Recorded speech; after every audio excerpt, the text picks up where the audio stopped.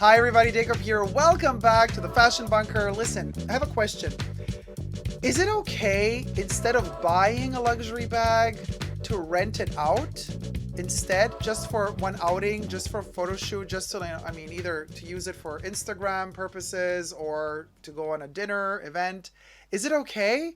Well, there's a lot to talk about this and to cover, so we're going to get into detail about this, and I want to hear your opinions as well because we are live streaming this, so we have our live code chatters. But first, subscribe to my channel here on the tubes. Push the join button next to the subscription button and become a member today. Get access to extra perks. You can also join me on Patreon, superdacob all spelled together on Patreon for extra perks. Thank you to all my members and patrons who have already pledged. This video is being filmed live in front of a live virtual audience. I live stream every Saturday on my main Super Dacob channel, and you are all invited to join the chat. It's free. Chat with me. Blend in the chatters. Hello, darlings. Hello, sweetie darlings. So you guys, listen, this is a really interesting topic because it's not like we haven't heard this before, okay? Like, don't come for me and be like, oh my God, Dacob, like, this is like such old news. We've all watched Sex and the City, the movie. I think it was in the movie where Carrie had an assistant and the assistant couldn't afford a bag, and the assistant came to work with a really expensive bag, and Carrie's like, how could you afford this, girl? And she said, oh, I rented it. And then she finds out this whole thing about, like, you can rent a bag for a day or two or a week, whatever, blah, blah, blah, and then you bring it back. So it's like nothing really new. Newer generations, however, and this Sex and the City movie was like eons ago. Now the new generations are rediscovering this option of like renting out instead of buying. Is it okay or is it not okay? Well, there's more to it than that. Now listen, as IOL.co.za reports, can't afford a luxury bag? Then rent one, they write. And rent a bag even if it's just for an Instagram picture. So listen, and they write that they've heard the expression, it's in the bag, which generally refers to success. And here we get to this interesting point. I mean, they're still kind of separating women from men here, but I have the feeling like bags are like perfumes now. They know no gender. It's like men wear bags too nowadays, not just for women. So, but anyway, however, they write, for some women, it's in the luxury bag. And that means something a little different. Uh-huh. Okie dokie. So they say owning a high-end luxury bag is a symbol of success. I guess it is if it's important to you to own a luxury bag in order to show off success. In that case, yes, but a lot of us bag lovers don't care about that at all. We care about other things like, craftsmanship, colorway, the shape, the heritage, the history behind it, how the designer came up with the idea, all the geeky, nerdy stuff like I geek out about that. I mean, anyway. So they allege. Oh, by the way, everything I say in this video is just my opinion only, meant only for entertainment purposes, not rooted in facts at all or truths. Just everything is alleged. It's just, my opinion. So they say, allegedly, owning a high-end luxury bag is a symbol of success. The quilted Chanel, casually hanging over the shoulder, tells the world, I've made it.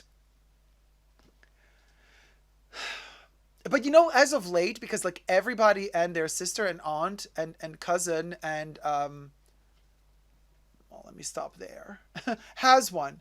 So it kind of doesn't, I don't know, it's become a uniform. Well, Coco wanted us all to wear uniforms. So in a way, Coco would be happy about that, but I don't know. So a woman walking into a room with a Birkin on her arm is like a man, I'm just reading here. A woman walking into a room with a Birkin on her arm is like a man pulling up at a venue in a Bentley. What's in the bag really doesn't matter as much as the bag itself. Now, again, I kind of agree with this, except so for me, what's in the bag doesn't really matter. Here I have a wonderful example of one of my loves of my life, my little tiny heart necklace bag. I don't care what's in here. This is my necklace. It's a Chanel necklace in the shape of a heart. Do I care what fits in the bag? Absolutely not. Well, am I going to stuff it with... No, I'm going to wear it as a necklace. Yes, it's a bag, but I don't wear it because the bag is important. I use this because it's adorable. It's a miniature. It's a miniature. Does this thing scream I've made it? No. If anything, this thing screams that I'm a total nerd for Chanel. which I am. So, but anyway, I kind of get what they're saying. I'm not trying to diminish what they're saying. Like, I get it. I respect that. Vanessa Hudgens moment. Coachella. So, right. So, what's in the bag really doesn't matter as much as the bag itself. Now, then they say, while some women can afford to spend a lot of money on Louis Vuitton, Monogram, Alma, or an Icon Bottega Veneta, Jody, Mini Tote, others will either have to spend a year's salary or off a huge credit card bill to own one of them or settle for a really good fake one. Now, this opens up a whole other can of worms because replicas have become really good. So it's kind of like super easy to, if the status symbol is important to you and you think that you've made it if you can flaunt one of those, but if they're replicas, then you didn't really make it, then you're faking it. But then again, in our society, what do they also say? They say fake it till you make it. So it's like you can never do no good, but also no wrong in many ways when it comes to these choices. Super bizarre. Not condoning it, by the way. Counterfeit. Not condoning counterfeits. So they also say we all know that there are many genuine knockoffs out there, and if you don't know a genuine Gucci from a fake one, it's best you spare yourself the embarrassment of being outed. Again, if it's so important for you to kind of prove your worth through what you wear and like these accessories, well, then you got a problem. Then you got to kind of dig deep inside of you and try to figure out what the real problem at the core is. Personal opinion. Then they say posting an image of the exquisitely plated meal you enjoyed at a Michelin star restaurant with your fake Dior bag strategically placed beside it will make you the center of petty gossip of the people who you are trying to impress. Did Anna Bay write this article? It sounds like Anna Bay is like has her paws all over this, honey. Oh my god, I'm smelling it all over the place. Oh my god, it's so funny. Okay, so no matter how much you spend on your hair and nails or your outfit, all eyes will be on the bag. Will they? Will they though? Will they though? You guys, this is kind of becoming really funny. Anyway, so owning a luxury bag has become such a big deal these days that women are opting to rent genuine ones in an attempt to keep up appearances. Now, if you're running after trends and if you're within a circle of friends or acquaintances that judge you by the latest it bag you have and you can't afford to buy a new one every week, then renting it is an option. But then again, I think the problem is deeper rooted. Then you got to ask yourself, why do you let these people influence you? Why do you let these acquaintances make you feel bad about yourself because you can't afford a new it bag every week? Change friendships. Change your friends, girl. Don't rent a bag to please them. Who are they? They don't pay your bills. They don't pay your telephone bills, right? So you don't pay them no mind, sister. Even if it's for a night, a special occasion perhaps, or for a weekend of wining and dining and filling your Instagram feed with uber stylish posts that will not make you the laughing stock of the in crowd.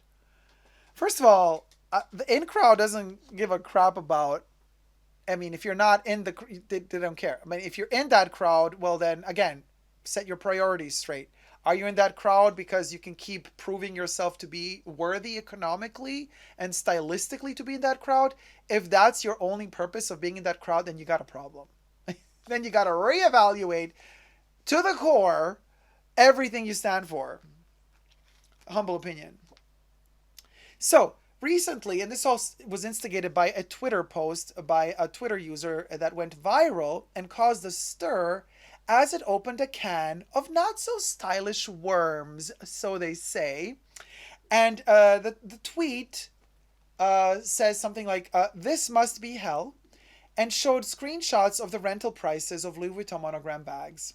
Okay. Weekly fees. And the response to the post has been overwhelming, allegedly, with many outraged by the extent women would go to, while others understood the need for the service. Now, I understand renting stuff out if you're a stylist. You know, there are specialized shops, rent-out shops that have all the latest fashions, but that are also specialized in vintage fashions So if you're like styling something for a photo shoot or for a movie and you're looking for particular Dior sunglasses from the 70s, you can't just go into a Dior boutique and buy them. You have to hunt them down vintage. And there are specialized stores out there that can help you. And you pay. You rent out the glasses for your film and then you bring them back. If they're scratched up or if they're, if they're ruined as opposed to how they were when you rented them, you got to pay. Because stuff like that is hard to repair. It's also really hard to exchange for new ones. So there's that. But then there are also obviously stores, consignment stores or stores, rentals that rent out to people, not film industry or photo shoots, but private citizens who just want to show off at a dinner party, show off at the opera, show off at the movies, show off at a work appointment, like trying to get a job, come into your job interview dressed to impress. Coco Chanel. Let me tell you a little quote from Coco Chanel from one of the books. Actually, not directly from the Allure of Chanel, but from which one was it? Actually, she said that in 2 or 3 books that I've read. That once she returned to Paris after the war began and she escaped, she didn't want to have anything to do with it. Then she had to come back, and then she had to get a room. But she was like so dirty because she was traveling for days, and it was just. And then she said, "You know what?" She said to her assistant, I'm going to take a shower and I'm going to clean up and I'm going to look as clean and preppy as possible, because if there's something I've learned in my life, if you're asking for something, a favor or for anything, be dressed as clean and preppy as possible. Coco's wisdom. She did that and she got what she wanted. She got a room at the Ritz, basically. So now, okay, so here's one of the responses. Says, if attending events and you want to wear something nice, but outside of said event you are barely going to use the item, it only makes logical sense to rent. I mean, guys can rent fine suits and shoes, but designer handbags is crossing the line. This is a really good point. How many times do people rent, a tuxedo for some event, for some gala, and then they bring it back the next day, and nobody's questioning whether or not that is okay? It's totally fine to rent a tuxedo. Why not rent a bag? In many cases, a bag is considered almost more than a tuxedo. And then somebody else, sorry. And then the response kind of makes sense. Brides rent wedding dresses, and matriculants rent their matric ball dresses all the time. Men rent luxury cars just for show, and no one bats an eyelid. Another Twitter user comment, and also, you know what? Another thing to say is, like, you're also renting, like, if you're traveling to some other country and you need a car to get along, and you have a driver's license and you rent a car and you use that car to drive, not to show off, but just, you need it. It's a necessity in that moment. Well, maybe the bag is a necessity too for the event you're going to, and it's just a necessity. I mean, I'm kind of fine with that. I don't know, you guys, what do you think? Another Twitter user commented, luxury items are usually an emotional transaction, whether it's creating wealth or not. There doesn't have to be any logical reasoning. I don't know if I agree with this if you are renting, because it is an emotional transaction when I buy something. Like when I know that I own my little tiny heart bag, when I got it for me and I have it in my collection and I covet it, I savor it, I love it to bits, right? I'm a total geek. This is an emotional transaction. But it doesn't give me pleasure to buy this or to rent this for just one photo and then give it back. It makes no sense to me. Then it's not emotional anymore. Then it's just like literally some other need of having to show off to get a job or what have you. But it goes on, you guys. So this Twitter user goes on by saying, by quoting Augustus William Hare, the feeling is often the deeper truth, the opinion the more superficial one. So an opinion is a superficial truth. The feeling is often the deeper truth. Oh, we're going, oh baby, luxury bags and philosophy. Ah, my favorite subjects. So when your favorite celebrity, and this is a really good point though, when your favorite celebrity steps onto the red carpet, dripping in Cartier diamonds, in Van Cleef and Arpels, in Tiffany jewelry, and they're wearing from head to toe, the highest end luxury designer brand outfit, the haute couture dress for hundreds of thousands of dollars. They're paid to wear it. Usually they have a con, they're paid to wear it. Once they've wore it, they got to give it back. The next day, most of the time, the jewelry has to be handed back. Most of the times, the security guards that are standing around these events are there to protect the jewelry more than to protect the actual stars wearing said jewelry.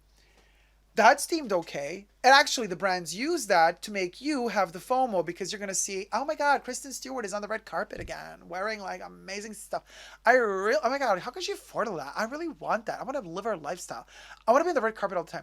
And you start dreaming about all of this and you want all of this and you want to wear it when in reality, she gets it for free for one night and gives it back. It's a rental, even though she's paid to wear it. A little bit different. She's not paying, she's getting paid. Do you know what I mean? Do you know what I mean? Anyway, so when your favorite celebrity steps onto the red carpet dripping in Cartier diamonds, many don't realize that the precious stones are on loan. Right? To be returned promptly.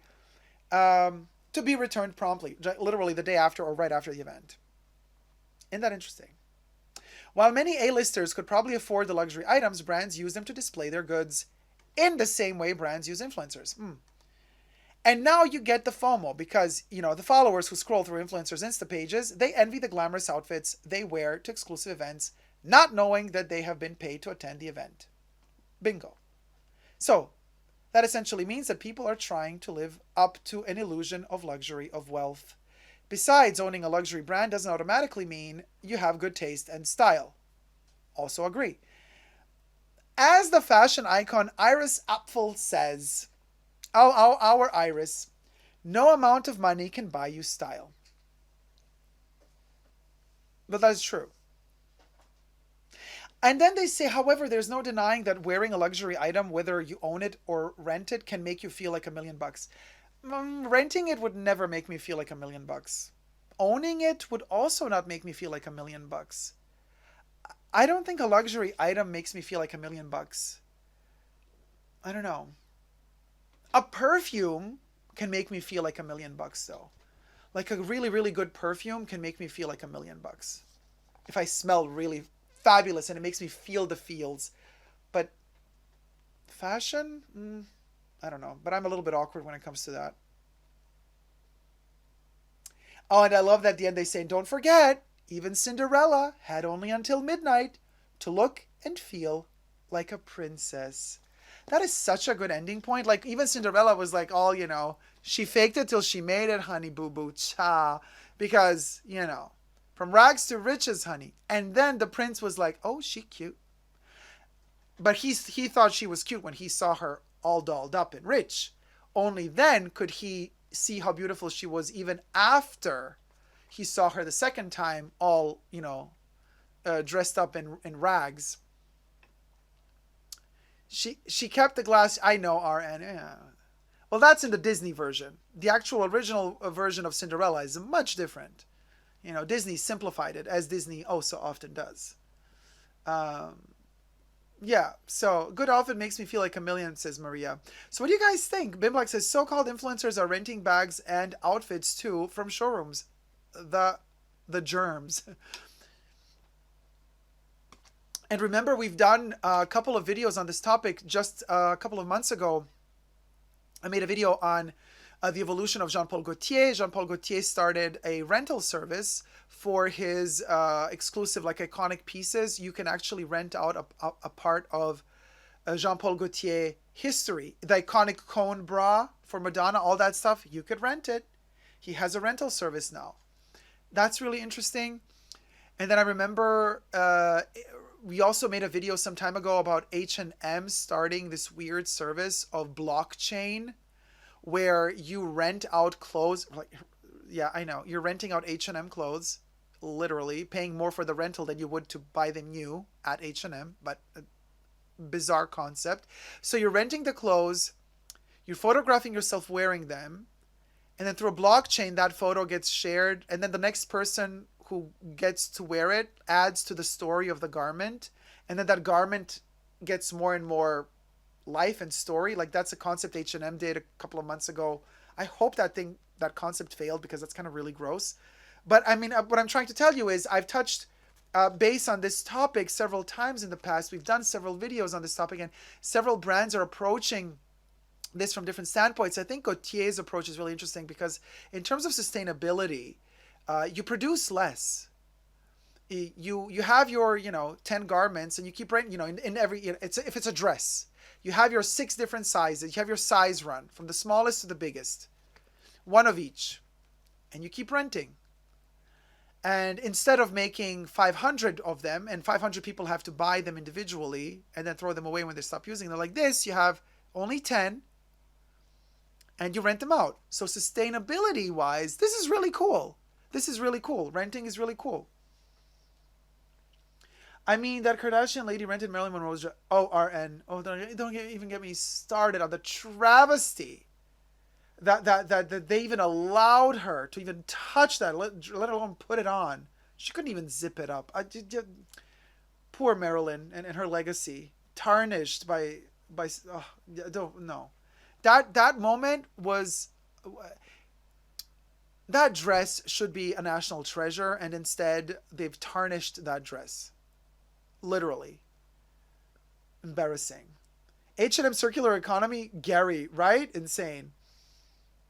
You made a content before about renting Madonna's corset. Yes, which that was the Jean-Paul Gaultier video. Ampersand says, I would hope those who are renting clothes for whatever reason wash them afterwards before the next person receives them. I mean, it's like a little bit like when you used to rent out videotapes, and they're like, be kind, rewind. And if you bring back to the rental the videotape, the VHS, and it's not rewound, you have to pay more money. Maybe it's similar to washing your clothes. Like, if you bring it back and it's not washed, then you got to pay more so that they wash it for, I don't know. Valentino is selling vintage now too. They're all starting, yes, Louis, they're all starting to also sell vintage. Gaultier is also selling vintage. So, yeah, Alex says, I can't imagine a Kardashian fitting into Marilyn's dress. Marilyn's dress should be in the Smithsonian, not on Kim Kardashian, says Trina. And Silala says, Alex, she didn't fit in. She didn't fit it. And she took it off at the top of the stairs. Travesty. Just to have her sweat on that thing. How many rips and tears just going up the stairs. That delicate dress. Oh my God, don't even get me started. There's Marilyn's soul imbued in that dress, her sweat, and now there's Kim Kardashian's sweat on top of that. You don't do it. Just Yapping says Marilyn Monroe is looking down from heaven, is just shaking her head. I mean, Marilyn probably doesn't care. Marilyn is probably just like, she's like, oh, I got other dresses. That's just one. She's probably super chill and cool, because she was super chill and cool. They should have never ever given that dress to KK, right? She couldn't even close it. I know, you guys. Anyway, let me know your thoughts in the comment section down below. Renting bags, luxury bags, yay or nay? And remember the scene in Sex and the City where Carrie ends up, her assistant is renting the bag, but then Carrie ends up buying it for her. Your thoughts in the comment section down below. Never forget to never give up on love, and subscribe.